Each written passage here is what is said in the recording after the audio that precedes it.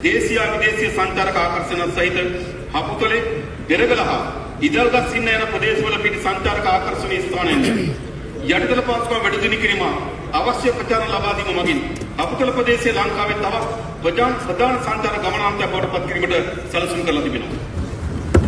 රජයේ සතු වුණෝපිට සංචාර බංගලා රජයේ සතු ඉස්සර සංචාරක බංගලා තිබෙනවා. නිවාඩු නිකේතන 900කට අධික ප්‍රමාණයක් හඳුනාගෙන තිබෙනවා.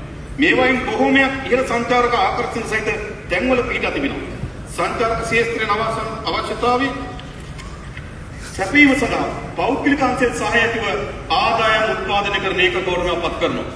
රජ ආයතන ප්‍රාණායම් සංචාරක කෝටා 900ක් විතර තිබෙනවා. ඉතාමත් වැදගත් තැන්වල පිහිටලා තිබෙනවා. ඒවා කිසිදු ඵලදායීතාවයක් නැහැ.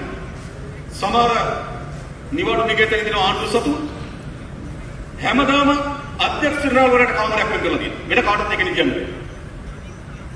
ඇමතිවරයාට කාමරයක් වෙන් කරලා තියෙනවා. එහෙම තියනවද රටේ?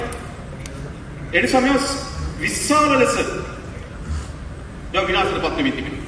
ඒ නිසා මේවා ඉතාමත් කාර්යක්ෂමතාවයෙන් ඵලදායීතාවය යොදවනවා. ඒ අමාත්‍යාංශවල නිලධාරීන්ට, ඒ ආයතන නිලධාරීන්ට යම් සහන පැකේජ් එකක් කරලා ඒ වගේ නතර වීමට අවශ්‍ය පහසුකම් හදන්න. එච්චර කරන්නේ. ඒක මේ විරාපත් වෙලා තිබෙනවා. ඔබලා ගිහිල්ලා ඇති.